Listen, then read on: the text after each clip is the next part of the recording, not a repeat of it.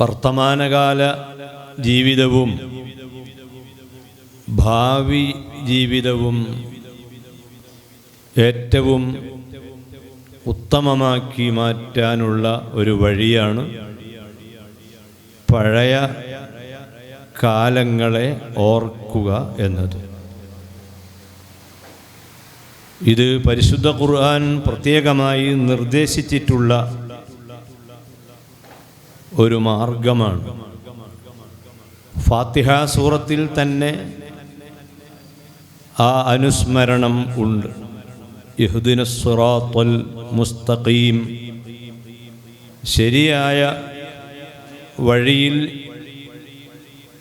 ഞങ്ങളെ നീ ഉറപ്പിച്ചു നിർത്തിത്തരണമേ എന്ന് ദുആ ചെയ്യാത്ത ഒരു നിസ്കാരവും ഇല്ല.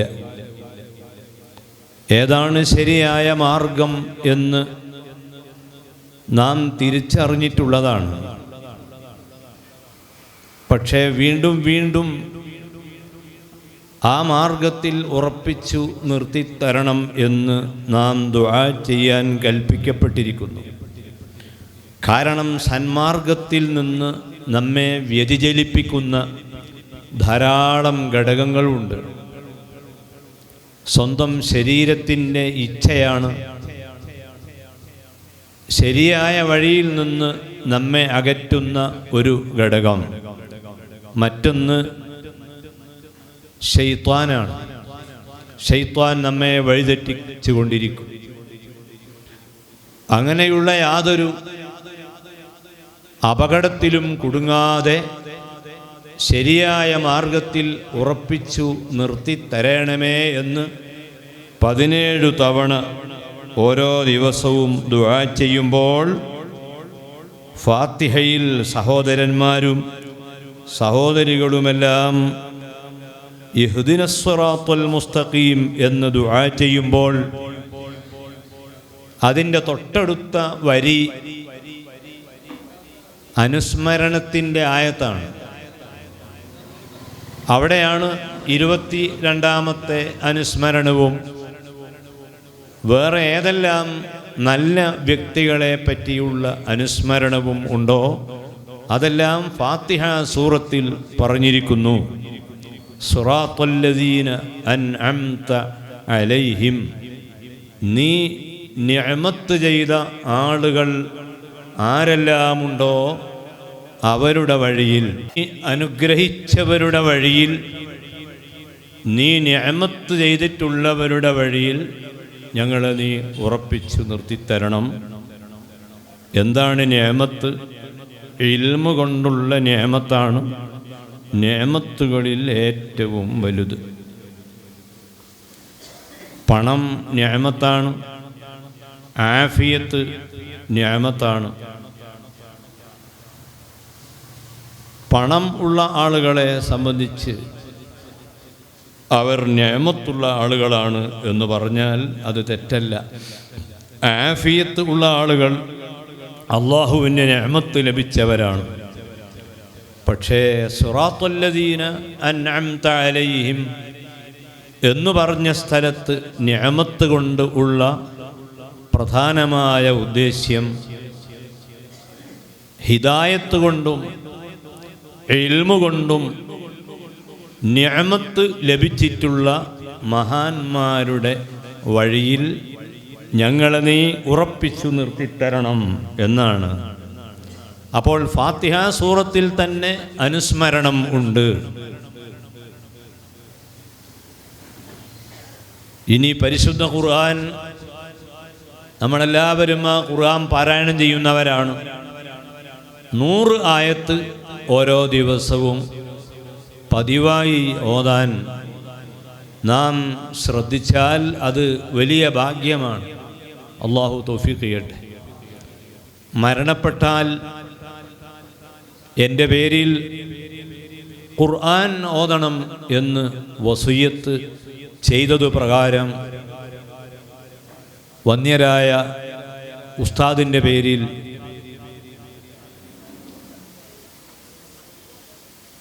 പ്രത്യേകം സ്ഥലം വഖഫ് ചെയ്ത് അതിൻ്റെ വരുമാനം കൊണ്ട് ഖുർആൻ 22 കൊല്ലമായി എല്ലാ ദിവസവും അവരുടെ പേരിൽ ഓതിക്കൊണ്ടിരിക്കുകയാണ്. ഖുർആനിനെ ഇഷ്ടപ്പെടുകയും ഖുർആൻ പഠിപ്പിക്കുകയും ഖുർആൻ പ്രചരിപ്പിക്കുകയും ഖുർആൻ പ്രഖ്യാപിച്ചിട്ടുള്ള സ്ഥാപനങ്ങൾ ഉണ്ടാക്കുകയും അതിനുവേണ്ടി അധ്വാനിക്കുകയും അങ്ങനെ വഫാത്താവുകയും ചെയ്ത ഒരു വലിയ മനുഷ്യൻ്റെ ഓർമ്മയ്ക്ക് വേണ്ടിയാണ് നാം ഇവിടെ ഒരുമിച്ച് കൂടിയത്. അള്ളാഹു ഇത് സ്വാലിഹ അമലായി കബൂൽ ചെയ്യട്ടെ. അപ്പോൾ ഖുർആൻ പാരായണം, ഖുർആൻ ഓതൽ, ആ ഖുർആൻ ഓതുന്ന സമയത്ത് അതിലിങ്ങനെ കാണാം,